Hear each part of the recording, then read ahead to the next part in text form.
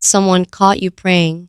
Not the public kind, not the bowed head at the dinner table or the Sunday morning performance or the social media version where faith looks polished and photogenic. They caught you in the private kind. The kind that happens at 2 in the morning when you're on the floor of your bathroom or the edge of your bed or the driver's seat of a parked car and you're talking to God like he's sitting across from you. No script, no eloquence, no performance, just you raw, cracked open, desperate in the most honest way a human being can be desperate, having a conversation with something invisible that you trust more than anything visible in your life. And this person saw it. They weren't supposed to see it. You would never have let them see it if you'd known they were there. But they saw it. And what they witnessed in that moment rearranged something fundamental inside them that has never gone back to its original position. They watched you pour your soul out to something they couldn't see, and the faith required to do that, the vulnerability, the surrender, the complete absence of self-consciousness broke them wide open, and they have not been the same since. Okay, so I literally had to stop what I was doing to record this because the energy on this one is not playing around.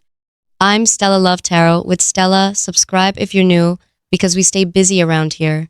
Real quick, only take what resonates, leave what doesn't. You know how we do. Now, let me get into this because, oh my gosh, I have been waiting to tell somebody this all day. Let me tell you about your prayer life because I need to be specific so you know this reading is for you. You don't pray like other people. You don't use the formal language. You don't recite, memorize passages or follow a structure that someone taught you in a building. Your prayers sound like conversations, messy ones. You argue with God. You question him. You tell him you're angry. You tell him you're confused. You say things in prayer that you would never say out loud to another human being because in that space, that private, sacred, unwitnessed space, you are more honest than you are anywhere else in your entire life. You have cried prayers that had no words. You have screamed prayers into pillows. You have whispered prayers so quietly they barely moved air because you were afraid that if you spoke them at full volume, the weight of what you were asking for would crush you. Your prayer life is not beautiful. It's brutal.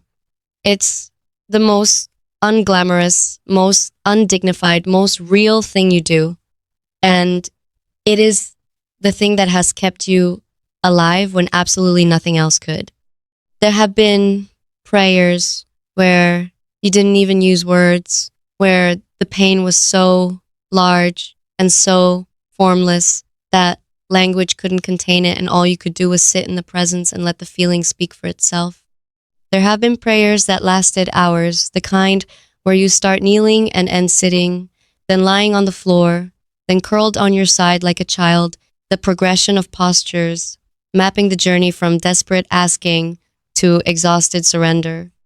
There have been prayers you were ashamed of, where you asked for things you felt you shouldn't want, where you bargained, where you made promises you weren't sure you could keep, where you told God exactly how angry you were at him for letting things happen the way they did, and you have never once apologized for those prayers. Because you learned early that the God you talk to isn't interested in your performance. He's interested in your honesty. And your honesty, when nobody is watching, is the most ferocious thing about you. And here's what most people don't understand about you. Your faith is not inherited. You didn't absorb it passively from a family tradition or a cultural expectation. You earned it through crisis, through the kind of darkness that burns away everything superficial and leaves only what's actually holding you up. There was a season, maybe more than one, where everything human failed you. Every person, every system, every strategy, every backup plan gone. And in that void, in that absolute emptiness, where nothing earthly remained, you reached for something you couldn't see and it reached back. Not with a miracle, not with a dramatic intervention, with a steadiness, a presence, a quiet knowing that you were not alone, even though every piece of visible evidence said otherwise. And that experience, that encounter with something invisible, that proved more reliable than everything visible is what built your faith. Not a book, not a sermon, not a tradition, survival. Your faith is survival that became trust, that became devotion, that became the most intimate relationship you have, and nobody knows about it because you've never once performed it for an audience. I keep getting the number 7 pulsing through this entire reading. 7 is divine completion, sacred covenant, the number that appears when something between you and God is being sealed, not initiated, sealed. It means your private relationship with the divine has reached a level of depth that is about to produce visible results. Not because you prayed for visibility, because the thing you've been building in secret has become too large to stay hidden. Your faith is about to overflow into your circumstances in a way that people can see. And the person at the center of this reading, they already saw it. They got the preview. I'm picking up the initials I or Y connected to this person. And for some of you, it's an O or a J. If those initials hit, drop them in the comments right now. Now, let me tell you exactly what this person saw. Because the moment matters, every detail of it matters. They came into your space at a moment you didn't expect. Maybe they opened a door you thought was closed. Maybe they arrived home earlier than planned. Maybe they walked around a corner at the wrong time or the right time, depending on how you look at it. And there you were. Not composed, not managing, not presenting the version of yourself that the world gets. You were on your knees or hunched over or curled in on yourself or standing with your face turned upward and your eyes closed, and you were talking to someone they couldn't see with an intimacy that stopped them in their tracks. They didn't announce themselves. They couldn't, their body wouldn't let them. Something about what they were witnessing pinned them in place, not fear, not embarrassment, something much more primal. They were watching a human being be completely naked, emotionally in front of something invisible, and the trust required for that act was so enormous, so far beyond anything they'd ever witnessed in any other context, that their mind couldn't process it. They have seen people cry, they have seen people grieve, they have seen people break down, but they had never seen someone surrender. That's what your prayer looked like to them. Total surrender, not defeat, the opposite of defeat. The active, voluntary, courageous laying down of every pretense, every wall, every piece of armor you carry through the world in front of something you believe is listening, even though you have zero proof that it is. And the faith that requires the sheer, terrifying, beautiful audacity of trusting something you cannot see with the parts of yourself you don't show anyone, that is what broke them. They have not told you they saw it. They might never tell you, but it changed the way they look at you permanently. Before that moment, they saw a person. After that moment, they saw a person with a dimension they didn't know existed, like discovering that someone you thought you knew has been carrying a universe inside them that they never mentioned. Every interaction with you since that moment has been different. They listen to you differently, with more weight, more attention, more reverence. They watch your face when you're not talking, looking for traces of the private version they witnessed. They notice when you go quiet, and they wonder if you're praying silently right there in the room, and nobody knows it except whatever you're talking to. And that wondering, that awareness that you carry a sacred conversation with you at all times, like a lit candle behind your sternum, has made them see everything about you in a new light. It changed how they see other things too. That's what I need you to understand. Witnessing your prayer didn't just change how they see you, it changed how they see everything. The world looks different to them now. They catch themselves noticing things they never paid attention to before, the way light moves through a window in the late afternoon, the weight of silence in an empty room, the specific quality of a stranger's kindness that used to register as random and now registers as possible evidence of something larger. They're not religious. They might never be, but they're haunted. In the best sense of the word, something they witnessed in you planted a question inside them that won't stop growing. What if there's more? What if the invisible thing you were talking to is actually there? What if the reason you're so steady, so anchored, so impossibly resilient is not personality or discipline, but relationship, an actual ongoing two-way relationship with something they can't perceive? That question is eating them alive, not with anxiety, with hunger. A hunger for whatever it is you have that makes you kneel on a cold floor at 2 in the morning and speak to the air with more trust than they've ever placed in any human being. And they're embarrassed by this hunger because it contradicts everything they thought they knew about themselves. They were the rational one, the skeptic, the person who needed evidence and data and logical frameworks before they commit to any belief.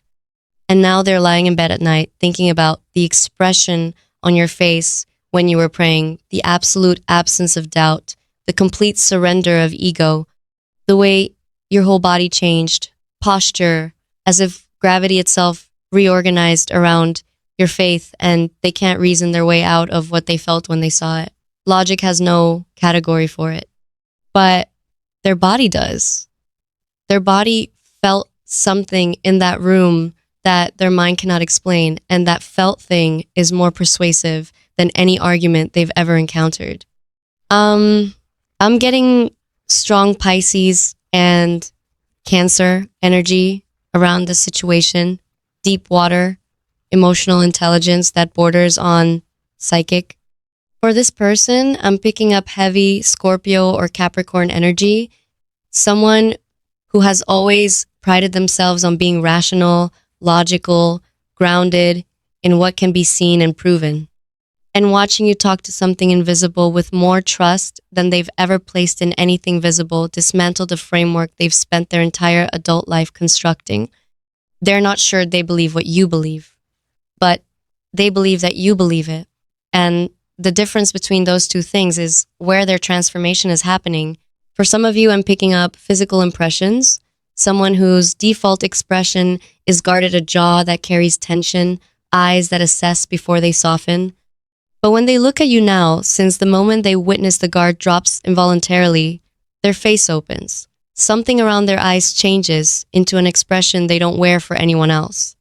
A softness they'd be embarrassed by if they knew it was visible. There's something about their hands when they're near you, they reach for you and then stop themselves. Like they want to touch the place on your shoulder where you carry the weight of your prayers, but they're not sure they've earned the right. That hesitation, the reach, and the withdrawal is the most honest gesture in this reading. It says everything about what they feel and how overwhelmed they are by it. This person has their own history with faith or the absence of it. For some of you, they grew up in a religious environment that was performative, controlling, or hypocritical. They watched people use God as a weapon, a guilt mechanism, a tool for control, and they rejected it, all of it, with the thoroughness of someone who'd been burned. They built an identity around not believing, around seeing through the performance, around being the one in the room who didn't need the crutch. And then they watched you pray, and nothing about it matched the version of faith they'd rejected. There was no performance, no audience awareness, no self-righteousness, just a human being alone with something vast and invisible, being more honest than they'd ever seen anyone be about anything. And the framework they built to protect themselves from faith didn't account for this. It accounted for the preachers and the performers and the people who wield scripture like a sword. It did not account for you on the floor, crying, arguing with God like He's your oldest friend and your most frustrating ally simultaneously. And now there's a crack in the framework. Not big enough for belief, but big enough for wonder. And wonder is the most dangerous thing you can introduce into a closed system. Now, let me tell you what this person imagines, because it's not what you'd expect from someone who was shaken by seeing you pray. They don't imagine joining you in prayer, not yet. What they imagine is being the person you pray about, not for about. There's a difference. Praying for someone is intercession. Praying about someone is intimacy. They imagine their name living in your mouth during those 2 in the morning conversations. They imagine you talking to God about them, about your feelings for them, about your confusion about them, about what they mean to you and what to do about it. The idea that they might occupy space in the most sacred, private, honest part of your life, the part even your closest friends don't access, is the most intoxicating thought they've ever had. More than desire, more than love, they want to be the subject of your prayers because your prayers are where the real you lives. And being part of that means being part of something no one else gets. And the desire, I need to be direct because it's burning through this reading. Something about witnessing your surrender to the invisible made this person want to be the visible thing you surrender to. They imagine holding you after a prayer when your defenses are still down, when the rawness is still on your face, when the tears haven't dried yet, and being the physical container for the emotion that the prayer opened. They imagine their body being the landing place for everything your spirit just released, not as a replacement for what you have with God, as the earthly echo of it, the human arms that hold what the divine arms loosened. They imagine you collapsing into them, not from weakness, but from the exhaustion of being that honest with the universe and them saying nothing, not a single word, just holding the space, being the silence after the prayer, being the first thing your eyes see when they open, being the bridge between where you've been on your knees, alone, talking to the invisible, and where you are here, held, seen by someone whose entire world changed because they accidentally witnessed the most sacred thing you do. The jealousy is sacred in this reading. When they see you bow your head briefly over a meal or close your eyes for a second longer than a blink, those micro prayers that you weave into your daily life so seamlessly, most people miss them. They feel a possessiveness that has nothing to do with romance. They want to be the one who knows, the one who recognizes the prayer when no one else even sees it happening. They've started watching for them. Those tiny moments where you check in with something invisible in the middle of a visible world, and every time they catch one, they feel like they're being let into a room that has no door, a room you carry with you everywhere, a room they stumbled into once by accident and have been trying to find again ever since. I keep getting the number 3, divine expression, creative manifestation. It means something you've been praying about specifically is about to materialize. Not in the vague blessings are coming sense, a specific answer to a specific prayer. Something you've been asking for maybe for months, maybe longer, is going to appear in your life with a timing so precise that coincidence becomes an impossibility. The number 8 appears alongside it: abundance, material, return. The financial dimension of your prayers is being addressed. Money is shifting. A door is opening. An opportunity is arriving that carries the fingerprint of divine orchestration, the kind of timing and specificity that you'll recognize immediately as answered prayer. And when it arrives, you'll know, not because someone tells you, because your spirit will go still and quiet the way it does when God answers, and you feel it in your bones before you see it in your circumstances. If this is hitting you right now, drop the words "they saw me pray" in the comments. Like this video and subscribe, because what happens in this community is different from anything else on this platform, and I need your energy in here. Now let me bring this home, because I need to speak to the part of you that is afraid of being seen in this way. You've kept your prayer life private for a reason, multiple reasons, because it's sacred, and the world doesn't treat sacred things gently, because you've watched people perform faith for social currency and it repulsed you and you swore you'd never be that. because the intimacy of your relationship with God is the one thing in your life that belongs entirely to you, uncontaminated by performance, unwitnessed by judgment, untouched by anyone else's opinion. And now someone has seen it, and part of you feels exposed, violated, even like a diary was read without permission. But I need you to consider something.